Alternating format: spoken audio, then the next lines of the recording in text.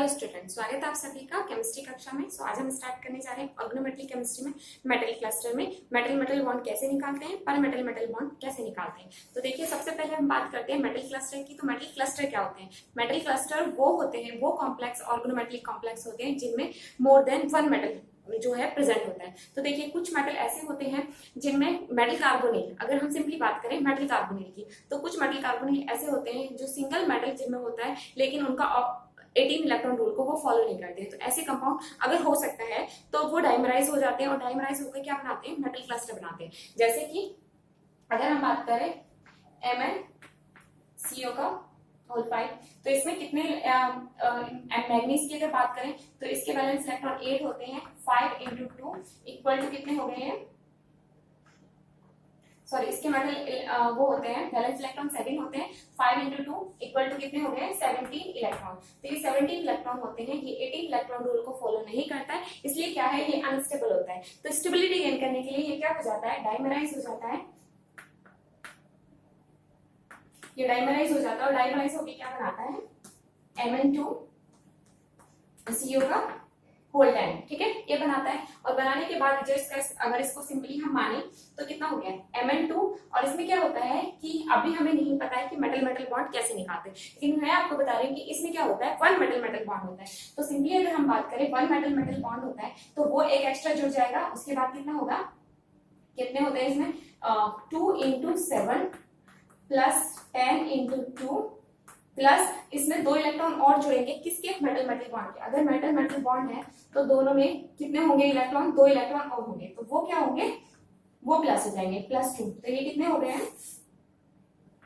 14 + 20 + 2 equal to 36। और metal कितने हैं? 2 डिवाइडेड बाय 2 इक्वल टू कितने आ गया? 18। तो अभी ये क्या कर रहा है? 18 इलेक्ट्रॉन रूल को फॉलो कर रहा है, और ये क्या होता है? स्टेबल होता है। तो क्या सभी जितने भी मेटल कार्बोनिल हैं जो 18 इलेक्ट्रॉन रूल को फॉलो नहीं करते हैं, तो क्या वो डाइमराइज हो जाएंगे? वो डिपेंड करेगा, स्टेरिक हिंड्रेंस तो नहीं हो रहा है। देखिए, एक कॉम्प्लेक्स है वेनेडियम की, अगर हम बात करें तो इसमें अगर बात करें तो इसमें कितने इलेक्ट्रॉन होते हैं? 5 + 12, तो इक्वल टू कितने हो गए? 17। तो ये 17 इलेक्ट्रॉन को फॉलो कर रहा है, तो क्या डाइमराइज करा दिया इसको? ठीक है, करा दिया डाइमराइज। डाइमराइज कराने के बाद ये क्या बन रहा है? B2CO कितना हो जाएगा? 10। तो देखिए, यहाँ पर इसका कोऑर्डिनेशन नंबर कितना है? 6 है। तो अगर हम बात करें यहाँ पर इसका कोऑर्डिनेशन नंबर कितना हो जाएगा? देखिए, 6 तो लिखा होंगे ऐसे, मेटल टू मेटल बॉन्ड बनेगा, और यहाँ पर 6 ऑलरेडी है। 1 2 3 4 5 6 तो CO का है,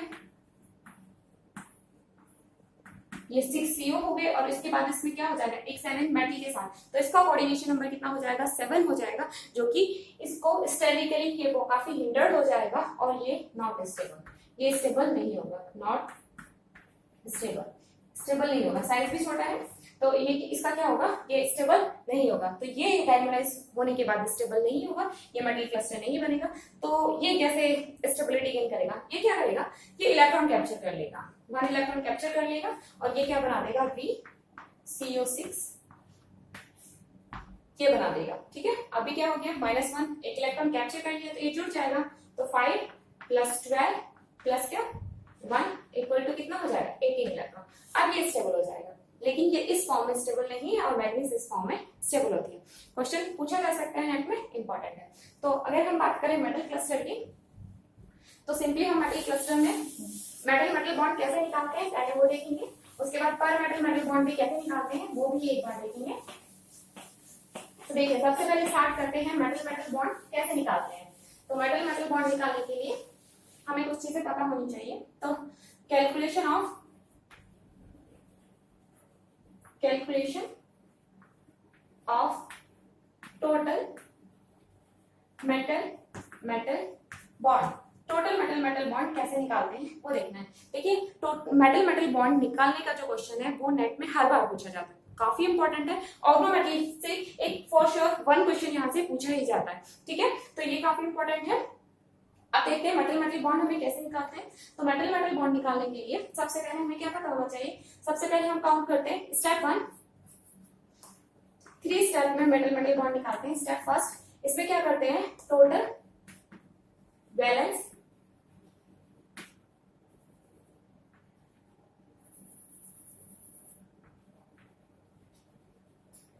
वैलेंस इलेक्ट्रॉन निकालेंगे जिसको हम बोलेंगे ए, ठीक है, टोटल वैलेंस इलेक्ट्रॉन निकालेंगे ए। उसके बाद सेकंड स्टेप में क्या करेंगे, स्टेप सेकंड में हम निकालेंगे बी, और बी इक्वल टू क्या होगा, n इंटू 18 माइनस ए, ये निकालेंगे। और यहाँ पर n क्या है, n equal to number of metal, कितने मेटल प्रेजेंट है वो मेटल का नंबर हमें यहाँ लिखना होगा। उसके बाद अगर हम बात करें स्टेप थर्ड की, स्टेप थर्ड में क्या करना है, b divided by 2 equal to क्या हो जाएगा, टोटल जो हमारे मेटल मेटल बॉन्ड है वो निकल आएंगे, मेटल मेटल बॉन्ड। तो जो मेटल मेटल बॉन्ड होंगे वो आ जाएगा equal to metal metal bond, total metal metal bond कितने हैं वो निकल के आ जाएगा। अभी देखने में काफी लंबी लग रहा होगा ये, लेकिन जैसे जैसे हम प्रॉब्लम सॉल्व करेंगे आगे ये काफी इजी है। तो देखिए हम एक एग्जांपल ले लेते हैं जो हमने हमें अभी पढ़ा था, Mn2CO10। हमें पता है इसमें वन मेटल मेटल बॉन्ड होता है, लेकिन फिर भी एक बार चेक करते हैं कि कैसे होता है, निकालते हैं। तो स्टेप फर्स्ट फॉलो करेंगे पहले। स्टेप फर्स्ट में क्या करना होता है, ए निकालना होता है। तो ए इक्वल टू ए क्या होता है, मेटल के वैलेंस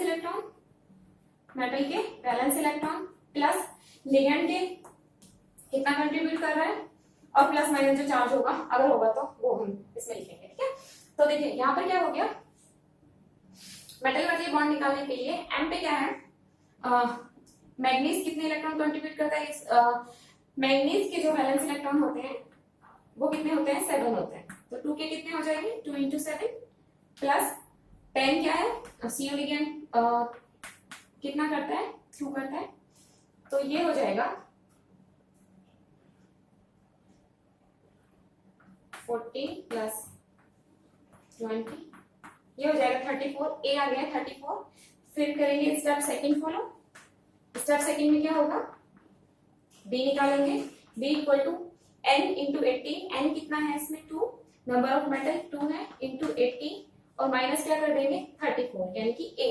तो कितना हो जाएगा 36 माइनस 34 और ये क्या आ जाएगा 2, ठीक है। फिर हम निकालेंगे metal metal bond. Step third में क्या करना है, b डिवाइडेड बाय 2, तो b कितना है 2 और डिवाइडेड बाय 2 तो क्या आ जाएगा, ये यहाँ आ जाएगा 1। तो इसमें कितने मेटल मेटल बॉन्ड प्रेजेंट है, तो there are 1 metal metal bond present in Mn2CO10। तो इसमें कितने मेटल मेटल बॉन्ड प्रेजेंट है, 1। तो देखिए अभी ये तो हो गया कि मेटल मेटल बॉन्ड तो हमने निकाल लिया, लेकिन नेट में जो क्वेश्चन आता है उसमें पूछा जाता है कि इसमें कितने मेटल मेटल बॉन्ड है, इसका स्ट्रक्चर क्या होगा। तो पहले स्ट्रक्चर भी देखना होगा कि इसका स्ट्रक्चर क्या है, एक बार ये देख लीजिए, फिर इसका स्ट्रक्चर पे बात करते हैं। इसका स्ट्रक्चर क्या होगा, देखिए सिंपली अगर हम इसके स्ट्रक्चर की बात करें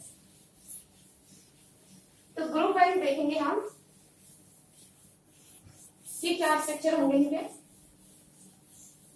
ग्रुप के जितने भी एलिमेंट हैं उनके क्या स्ट्रक्चर। तो सबसे पहले बात करें मैग्नीज का, तो अगर हम इसको ऐसे लिखते हैं, ठीक है, Mn एक मेटल मेटल बॉन्ड है, ठीक है। उसके बाद यहाँ पर क्या कर दें CO5 और यहाँ क्या कर दें CO5, ठीक है। तो हमने क्या बोल दिया कि ये क्या हो गया, इसमें ये इसका स्ट्रक्चर हो गया, ये गलत होगा। आप नेट के एग्जाम में ये बिल्कुल भी नहीं करोगे, और ये शायद ऑप्शन में भी होगा तो ये नहीं होगा। इसका जो स्ट्रक्चर होता है वो क्या होता है कि मैग्नीज का जो स्ट्रक्चर होता है, उससे पहले एक चीज सीख लीजिए। देखिए आपने देखा होगा कि ये Cp है, अगर Cp इस फॉर्म में होती है, ठीक है, किसी भी मेटल से जुड़ के, तो ये कौन सी फॉर्म होती है, अगर ये इस तरह से जुड़ी हुई है, ठीक है, इस तरह से जुड़ी है तो ये होती है इक्लिप्स फॉर्म, ये होती है इक्लिप्स फॉर्म। और अगर ये Cp इस तरह से जुड़ी हुई है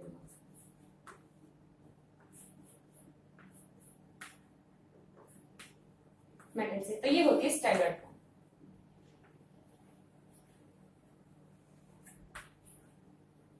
मैं ये क्यों बता रही हूँ, क्योंकि जो मैग्नीज है इसकी जो स्टैगर्ड फॉर्म होती है वो स्टेबल होती है, और वही आपके एग्जाम में लिखनी होगी, ठीक है। कैसे बनेगी वो, तो देखिए मैग्नीज है, 1 मेटल मेटल बॉन्ड है, इनके बीच में एक मेटल मेटल बॉन्ड बना दीजिए, ठीक है। उसके बाद यहाँ पर क्या है CO लिगेंड है, तो वो 5 CO लिगेंड ऐसे बना दीजिए। तो देखिए एक बार देखिए कि ये कुछ इस तरह से नहीं हो रहा है, Cp की तरह नहीं फॉर्म बन रही है इस वाली Cp की तरह, उसी के साथ जो दूसरा CO है, दूसरा मेटल है, उसके भी CO जो भी पांचों लिगेंड है वो भी लगा देते हैं। उसके बाद ये बनेगा, ये बॉन्ड नहीं है, सिर्फ समझाने के लिए कि ये कौन सी फॉर्म है, स्टैगर्ड फॉर्म है। तो इसकी कौन सी फॉर्म बनती है, स्टैगर्ड फॉर्म बनती है, जो कि स्टेबल होती है। तो मेटल मेटल बॉन्ड बनाने के बाद आपको उसका स्ट्रक्चर क्या होगा ये भी बताना चाहिए। तो ये होता है इसका स्ट्रक्चर, ठीक है। चलिए ये हो गया। इसके बाद देखते हैं इसके ग्रुप में बाकी एलिमेंट्स का क्या स्ट्रक्चर होगा, मेटल मेटल बॉन्ड कितने होंगे उनमें।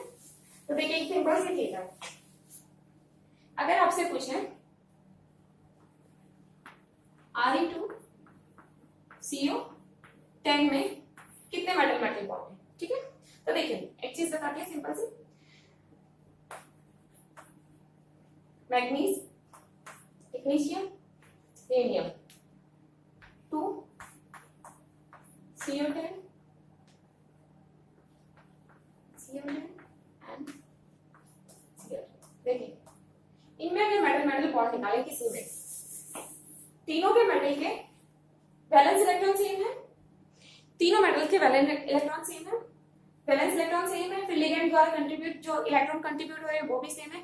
मतलब इन तीनों का मेटल मेटल जो बॉन्ड होंगे वो क्या होंगे, सेम होंगे। आप एक बार निकाल के देख लीजिए, तीनों में क्या आएंगे, सेम आएंगे, सेम ही होगा। देखिए अगर टेक्नीशियम की बात करें तो वैलेंस इलेक्ट्रॉन कितने होते हैं, 7 प्लस कितना 10 इंटू 2 इक्वल टू 34 आएगा। ये A निकाल दिया, उसके बाद B निकालना होगा, B इक्वल टू कितना होगा N इंटू 18, तो N कितना है 2 into 18 minus 34 equal to 36 minus कितना 34, तो मेटल मेटल बॉन्ड कितना है B/2, तो 2/2 इक्वल टू 1। तो इसमें सभी में 1 आएगा, वैलेंस इलेक्ट्रॉन सेम ही रहेंगे, 7 ही रहेंगे। उसके बाद लिगेंड का कंट्रीब्यूशन 20, तो वो भी सेम ही रहेगा। तो सभी में कितने कितने मेटल मेटल बॉन्ड आएंगे, 1 आएंगे, ठीक है। इसके बाद नेक्स्ट क्वेश्चन करते हैं, काफी इंपॉर्टेंट है आयरन का, उसमें मेटल मेटल बॉन्ड कैलकुलेट करने की, उसमें कितने मेटल मेटल बॉन्ड होंगे। अगर हम बात करें इस कॉम्प्लेक्स की, तो देखिए इसमें क्या है Fe2CO9, इसमें मेटल मेटल बॉन्ड कैलकुलेट कीजिए।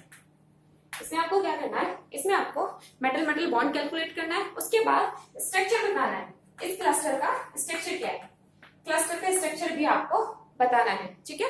क्या होता है एक बार ट्राई कीजिए, उसके बाद आप देखते हैं इसके मेटल मेटल बॉन्ड कितने निकलते हैं। तो सबसे पहले स्टेप 1 A निकालते हैं, A इक्वल टू कितना हुआ उसको निकालते हैं, ठीक है। ऐसे करते हैं, A इक्वल टू कितना हुआ, A हमें निकालना है, तो A कितना हुआ 8 वैलेंस इलेक्ट्रॉन होते हैं आयरन की इंटू 2 प्लस 9 CO है, 9 इंटू 2 इक्वल टू 16 प्लस 18, तो ये कितना आ गया 34। अभी क्या निकालना है B इक्वल टू कितना हुआ 2 इंटू 18, 2 क्या होगा N क्या है यहाँ पर 2 है, N की वैल्यू 2 है, मेटल 2 है, minus 34 18, 34 equal to 36 minus 34 equal to कितना है यहाँ पर 2, और B मेटल मेटल बॉन्ड कितने हुए इसमें 2 डिवाइडेड बाय 2 इक्वल टू 1। तो यहाँ पर इस मेटल में मेटल मेटल बॉन्ड कितने प्रेजेंट है 1 मेटल मेटल बॉन्ड इसमें प्रेजेंट है। और अगर हम बात करें स्ट्रक्चर पे जो कि काफी इंपॉर्टेंट है, तो देखिए आयरन का स्ट्रक्चर ऐसे बनेगा, इसमें आयरन है और आयरन के साथ क्या हो गए तो एक मेटल मेटल बॉन्ड हो गया। मेटल मेटल बॉन्ड होने के बाद इसमें जो है 3 ब्रिजिंग CO होंगे, इसमें जो लिगेंड होंगे 3 लिगेंड 3 ब्रिजिंग CO इसमें प्रेजेंट होंगे। 3 ब्रिजिंग CO इसमें होने के बाद इसमें क्या होगा 3 CO ब्रिजिंग पोजीशन पे होंगे और जो 3 CO होंगे एक एक आयरन जो होगा उसके पास होंगे, ठीक है। तो इसका ये हो गया। इसमें ये पूछा जा सकता है कि ब्रिजिंग CO यानी कि देखिए म्यू 2 CO भी लिख सकते हैं और म्यू CO भी लिख सकते हैं। म्यू CO यानी कि ब्रिजिंग पोजीशन, दो मेटल के साथ जो ये एक लिगेंड है वो ब्रिजिंग पोजीशन पे है। अगर म्यू 3 लिखा हुआ है CO तो उसका मतलब क्या है, इसको म्यू 2 भी बोल सकते हैं, तो उसका मतलब है M 3 मेटल के साथ जो है लिगेंड की क्या है ब्रिजिंग पोजीशन पे है, ठीक है।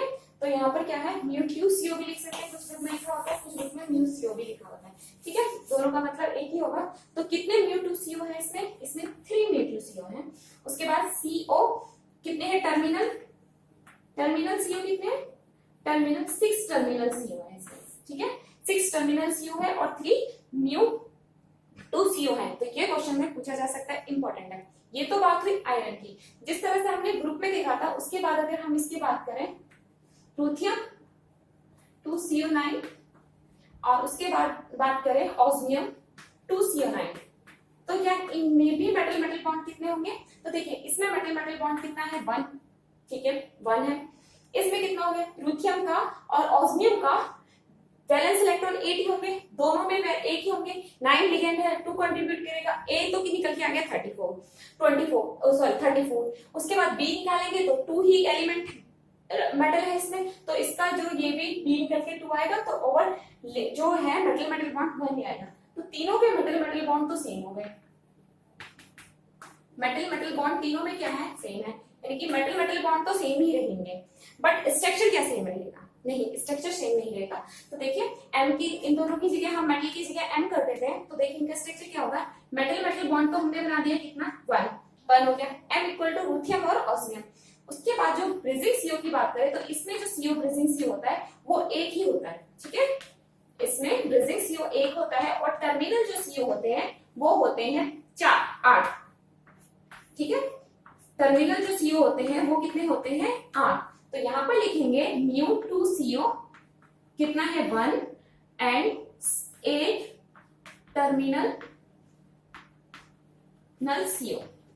तो अब ये देखना है कि ये ऐसा क्यों हुआ, ठीक है। यहाँ पर इन एक ही ग्रुप में ऐसा क्या हुआ कि आयरन के पास तो 3 ब्रिजिंग सीओ है, लेकिन यहाँ पर देख रहे हैं सिर्फ एक ही ब्रिजिंग सीओ है। तो देखिए जब हम ग्रुप में टॉप टू बॉटम जाते हैं तो क्या होता है? साइज इंक्रीज होता है। साइज क्या होता है? इंक्रीज होता है। जैसे जैसे मेटल का साइज इंक्रीज होगा तो उनकी बॉन्ड लेंथ इंक्रीज होगी। तो यहाँ पे लिख लेते हैं, जैसे कि हम यहाँ से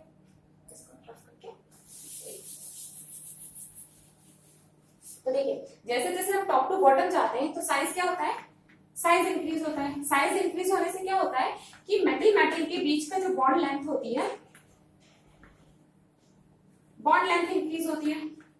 बॉन्ड लेंथ जैसे जैसे इंक्रीज होगी वैसे वैसे मेटल और लिगेंड के जो ब्रिजिंग लिगेंड है उनके बीच के ऑर्बिटल का इंटरेक्शन में इफेक्ट पड़ेगा, ठीक है। तो वो इफेक्टिव इंटरेक्शन नहीं हो पाने की वजह से जो ब्रिजिंग लिगेंड है वो टर्मिनल में चेंज हो जाएंगे, यानी कि उनके बीच का एनर्जी गैप कम हो जाएगा और वो चेंज हो जाएंगे। तो जैसे जैसे हम ऊपर से नीचे आते हैं, डाउन टू बॉटम, ठीक है, टॉप टू बॉटम आएंगे तो जो ब्रिजिंग टेंडेंसी होती है, ब्रिजिंग टेंडेंसी जो होती है वो डिक्रीज होती है, ठीक है। टॉप टू बॉटम आने पे क्या होता है? ब्रिजिंग टेंडेंसी जो होती है, ब्रिजिंग टेंडेंसी जो होती है वो डिक्रीज कर जाती है, ठीक है। इसीलिए क्या होता है कि जो आपका ग्रुप में फर्स्ट जो एलिमेंट होगा उसमें ज्यादा आपको ब्रिजिंग लिगेंड मिलेंगे और जैसे नीचे जाएंगे ब्रिजिंग टेंडेंसी क्या है? डिक्रीज होती चली जाएगी। इसलिए हम बोल सकते हैं कि ये तीनों आइसो इलेक्ट्रॉनिक तो है लेकिन आइसो स्ट्रक्चरल नहीं है। आइसो इलेक्ट्रॉनिक तो तीनों में कितने वैलेंस इलेक्ट्रॉन है? टोटल 34, लेकिन स्ट्रक्चर इनका सेम है। हाँ, ये दोनों आइसो इलेक्ट्रॉनिक है, आइसो स्ट्रक्चरल है। तीनों आइसो इलेक्ट्रॉनिक है लेकिन आइसो स्ट्रक्चरल कौन कौन से हैं? ये दोनों क्या है? आइसो स्ट्रक्चरल है। ये देख लीजिए। इसके बाद बात करते हैं नेक्स्ट की। तो नेक्स्ट में जो है वो भी काफी इंपॉर्टेंट है। अच्छा, इसमें हमने मेटल मेटल बॉन्ड तो निकाल लिया, लेकिन पर मेटल मेटल बॉन्ड भी निकालना होता है, वो भी देखते हैं। पर मेटल मेटल बॉन्ड कैसे निकालते हैं कि जब हम मेटल मेटल बॉन्ड निकाल रहे होते हैं उसमें हम ए निकालते हैं, ए डिवाइडेड बाय एन, अगर 18 आ जाए, ठीक है। पर मेटल मेटल बॉन्ड निकालने के लिए पर मेटल मेटल बॉन्ड कैसे निकालेंगे? देखिए अभी बता दिया कैसे क्या होता है। देखिए ए बाय एन अगर 18 आ रहा है तो वहां पर 0 पर मेटल मेटल बॉन्ड होंगे, पर मेटल मेटल बॉन्ड होंगे। अगर ए बाय एन कितना होगा? 17 इलेक्ट्रॉन होगा, तो वहां पर 1 पर मेटल मेटल बॉन्ड होंगे, ठीक है। अगर यहाँ पर 16 होगा तो इसी तरह से करते हैं, 2 पर मेटल मेटल बॉन्ड होंगे, अगर 15 इलेक्ट्रॉन होंगे तो 3 पर मेटल मेटल बॉन्ड होंगे। कैसे? जैसे अभी हमने निकाला था Fe2CO9 का, तो इसमें मेटल मेटल बॉन्ड कितने थे? एक था। अगर पर मेटल मेटल बॉन्ड की बात करें तो इसमें एक कितना आ रहा था 34 डिवाइडेड बाय n कितने 2, तो वो कितना आ रहा है 17। तो पर मेटल मेटल बॉन्ड मतलब कि जो मेटल है Fe बॉन्ड पर Fe एटम कितने हैं, Fe बॉन्ड पर Fe एटम कितने हैं, तो वो कितने हैं 17 इलेक्ट्रॉन पे कितने आएंगे 1, यानी कि पर Fe एटम, जो Fe एटम है वो पर Fe एटम के कितने हैं, मतलब कि अगर Fe की बात करें तो Fe बॉन्ड हर Fe के लिए कितना है, तो इसके लिए भी एक है, इसके लिए भी एक है, ठीक है, टोटल एक है, और इसके लिए भी एक ही बॉन्ड है, क्योंकि कभी कभी कैसा होता है कि इसके लिए तो डबल हो गया और यहाँ Fe, तो देखिए यहाँ पर इस Fe के लिए पर मेटल मेटल बॉन्ड कितना हो जाएगा 1 हो जाएगा, 3 हो जाएंगे, और इसके लिए कितना हो जाएगा 3 हो जाएंगे, लेकिन इसके लिए कितने होंगे 2 ही होंगे। तो इस तरह से कुछ होता है। ये एग्जाम समझाने के लिए बताया कि पर मेटल मेटल बॉन्ड कैसे होता है। तो एक एटम के लिए मेटल मेटल बॉन्ड कितने हैं, ठीक है, एक मेटल के लिए मेटल मेटल बॉन्ड कितना है। तो देखिए नेक्स्ट करते हैं, एक बार इसका मेटल मेटल बॉन्ड कैलकुलेट कीजिए। Fe3CO12, इसका आपको मेटल मेटल बॉन्ड निकालना है, स्ट्रक्चर निकालना है, और आपको μ2CO या फिर जितना भी है ब्रिजिंग CO कितने हैं, इसमें लिगेंड कितने हैं वो बताने हैं, ठीक है, कितने टर्मिनल है और कितने ब्रिजिंग CO है वो आपको बताने हैं इसमें। तो ये एक बार करके देखिए कि इसमें कितने ब्रिजिंग CO है और कितने टर्मिनल। तो देखिए सबसे पहले क्या करना होगा हमें, हम मेटल मेटल बॉन्ड निकालते हैं, तो ए कैलकुलेट करते हैं। ए इक्वल टू कितना आएगा 3 है यहाँ पर metal, 3 into 8 plus 12 into 2 equal to 24 plus 24 equal to कितना हो गया है 48 हो गया यहाँ पर। अगर बी की बात करें तो बी इक्वल टू कितना आ जाएगा, इसमें बी होगा 3 इंटू 18, ये 3 है, 3 इंटू 18 माइनस 48 इक्वल टू कितना आएगा 54 माइनस 48 इक्वल टू कितना आएगा 6, और मेटल मेटल बॉन्ड कितना आ जाएगा B divided by 2 equal to कितना आ जाएगा 6 डिवाइडेड बाय 2 इक्वल टू 3। तो यहाँ पर देखना होगा कि मेटल मेटल बॉन्ड कितने हैं और पर मेटल मेटल बॉन्ड कितने हैं। तो यहाँ पर मेटल मेटल बॉन्ड कितने आ गए हैं, मेटल मेटल बॉन्ड कितने हैं, ये है मेटल मेटल बॉन्ड 3। पर मेटल मेटल बॉन्ड की अगर बात करें, पर मेटल मेटल बॉन्ड एक Fe के साथ कितने Fe मेटल मेटल बॉन्ड है। तो देखिए पर मेटल मेटल बॉन्ड कैसे निकालते हैं, A डिवाइडेड बाय N, तो A कितना है 48 डिवाइडेड बाय N, N कितना है N है 3, तो 3 से डिवाइड करेंगे तो कितना आएगा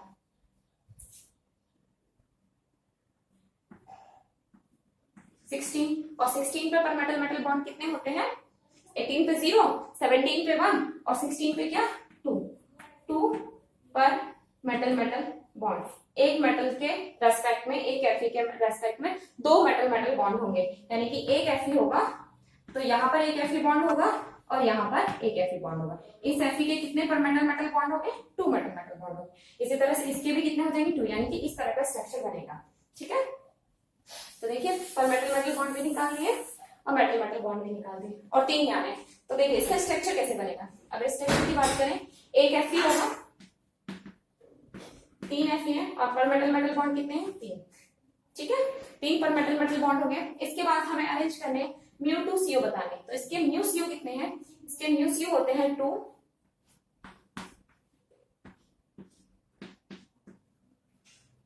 और इसके बाद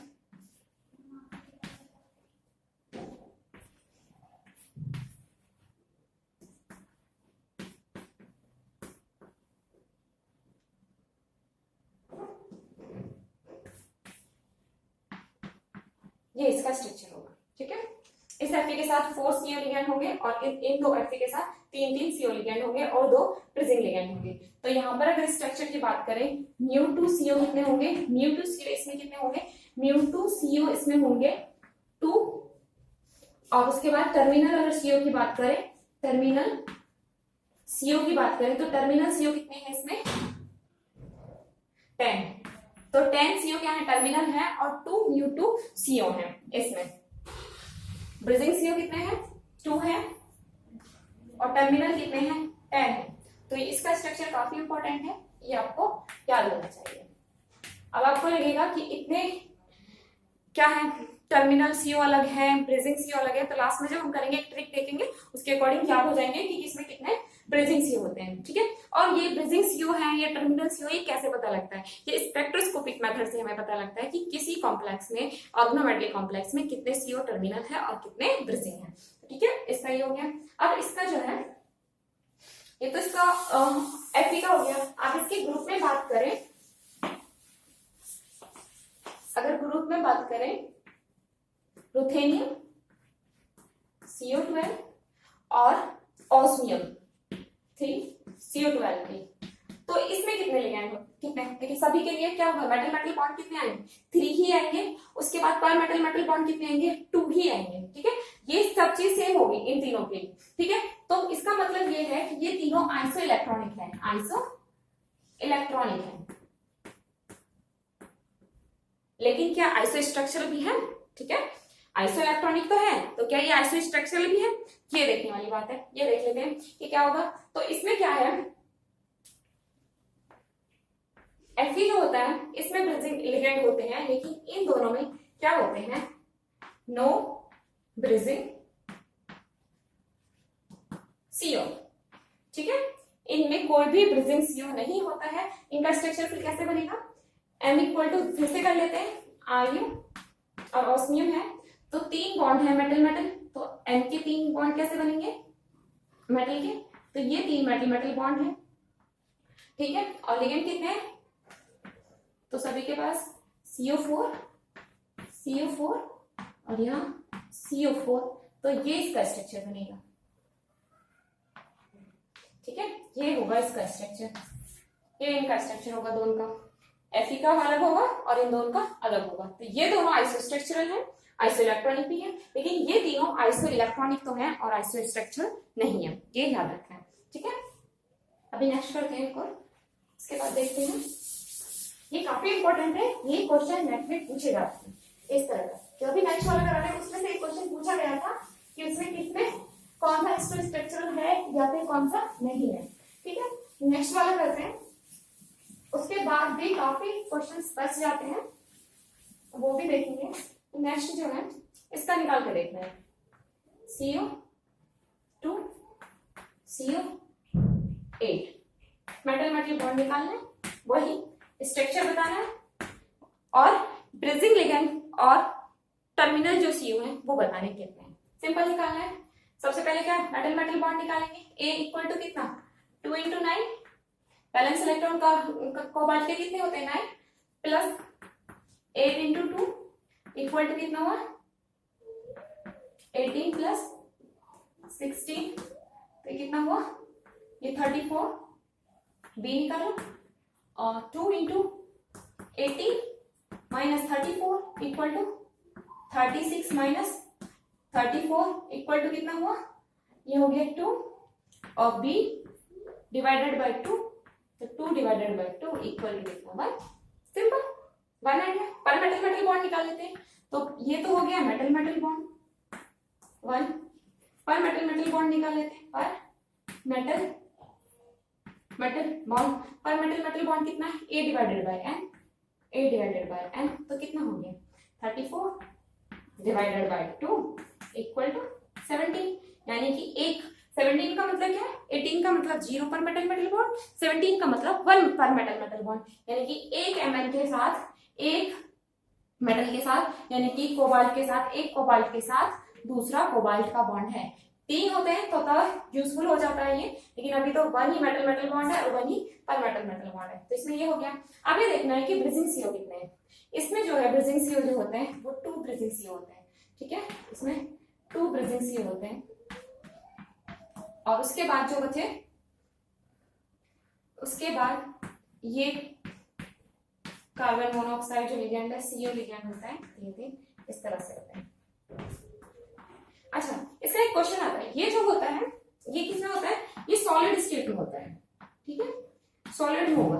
जैसे ही इसको हेक्सेन में डिसॉल्व कर देंगे, ठीक है, हेक्सेन में इसको डिसॉल्व कर लिया, यानी कि इसको सॉल्यूशन में ले आए, सॉल्यूशन फॉर्म में आ गई, तो सॉलिड में पूछ सकते हैं कितने ब्रिजिंग CO होते हैं, μ2 कितने होते हैं CO, ये होते हैं 2, और टर्मिनल कितने होते हैं, टर्मिनल CO कितने होते हैं, टर्मिनल CO इक्वल टू कितने 6।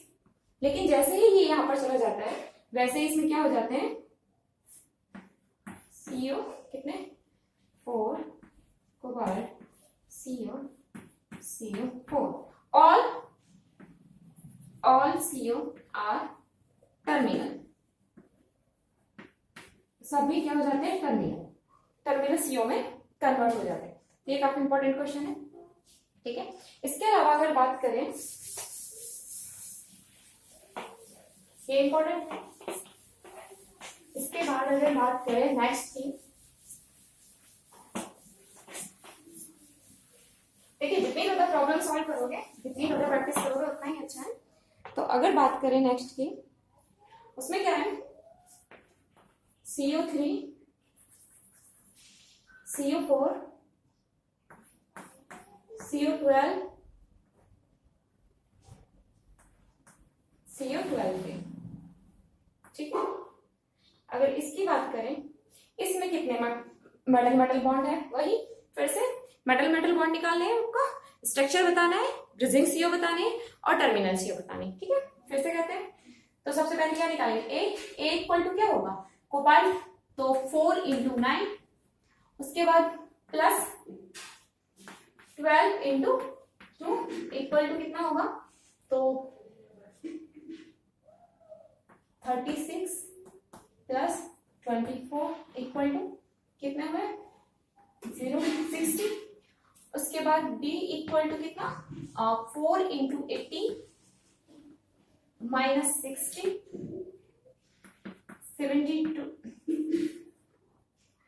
72 माइनस 60 इक्वल टू कितना 12, और B divided by 2 equal to कितना 12 डिवाइडेड बाय 2 इक्वल टू 6। तो मेटल मेटल बॉन्ड कितने हैं, 6। यहाँ पर क्या होंगे, ये होंगे number of metal metal bond. अब इसके बाद यहाँ पर निकाल लेते हैं पर मेटल मेटल बॉन्ड, पर मेटल मेटल बॉन्ड कैसे निकालेंगे, सिंपल है,